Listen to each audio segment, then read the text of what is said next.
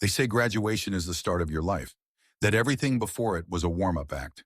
For me, it was the day I walked across that polished wooden stage and saw Celeste beaming from the crowd that I truly believed that. Celeste, my Celeste, 26, stunning, self-made. She could walk into a room and light it up just by lifting her chin. She was fierce, she was tender, and somehow she was mine. I had the ring. I'd been carrying it in my jacket pocket for weeks. A modest diamond, nothing flashy, just elegant like her. We'd planned a weekend away in the hinterland. Wine, fire pit, stars, and then I'd kneel. But life doesn't ask for your permission to twist. It happened on a Thursday. I was checking my messages while waiting in line for coffee. An anonymous DM slid in on Instagram. You deserve to know. She's sleeping with someone else. With your father, Brett. Attached? A photo.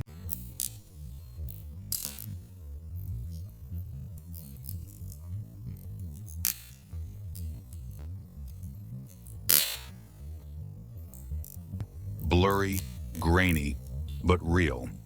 Celeste, my Celeste, her head tilted back in laughter, sitting far too close to my father in a booth I recognized from a bar near his office, his hand on her thigh. Intimate, possessive. I froze. The world kept moving, but I was trapped in that frame. I told no one. For a week, I went about my life like a ghost, watching, listening, gathering proof. Another message arrived, this time screenshots, texts. Miss you already from her. Next time, your place? From him. I felt sick. I thought of my mother. 25 years married to that man. Loyal, dignified, planning an anniversary party like it was her second wedding. A garden event, caterers, champagne tower, white marquee. And suddenly I had an idea. I would wait. I would smile. I would play the loving son, the devoted boyfriend. I would let the mask hold until the perfect moment, and then I'd let it all burn.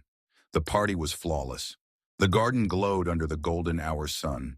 Strings of fairy lights sparkled in the trees. Guests laughed, clinked glasses. My mother looked radiant, wearing the same shade of lipstick she wore on her wedding day. Celeste?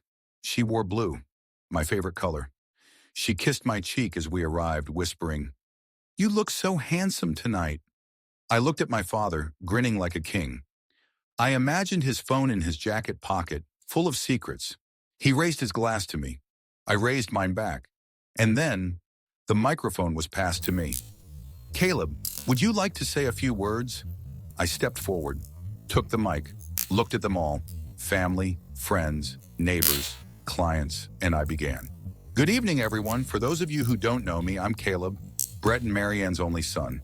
First off, thank you all for being here tonight to celebrate 25 years of love, commitment, and partnership between two people who, until recently, I thought I knew very well. There were chuckles. My mother beamed. My father tilted his head, curious. Now, I've always admired my parents' marriage. It was the kind of love I thought I wanted for myself. The kind I thought I'd found with Celeste. I looked right at her. Her smile wavered. I was going to propose to her. Tonight, actually. But plans change. Silence spread. A few nervous coughs. Instead, I thought I'd give my parents a gift. Something honest. Something revealing. I clicked the remote in my pocket. The projector, set up earlier by me, under the guise of a surprise slideshow, flickered to life. At first, it was innocent. Family photos. Childhood birthdays. Their wedding photo. Awes all around. Then, click, a screenshot. A message from Celeste to Brett. Still thinking about the other night. Confusion, then whispers. Click, a photo. My father's hand on her bare thigh. The edge of a motel bed visible. Gasps. I let it play. Message after message. Image after image. Celeste went pale. My father's face hardened. My mother? She dropped her glass. I let the silence settle like ash. Then I spoke again. You see, I learned something important recently. That love is not about grand gestures or fairy lights.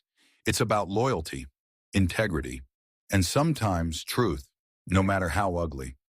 I turned to my mother. Mom, I'm sorry. You didn't deserve this. but you deserve to know. Then to the guests. To everyone else, thank you for coming. There's cake inside and plenty of wine. Enjoy the evening. Or what's left of it. I set the mic down and walked away.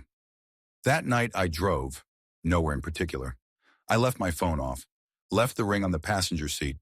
Sometimes beginnings don't look like stages or fairy lights. Sometimes they look like endings with no applause. But me, I'm free. And freedom, I've learned, is a hell of a better gift than love.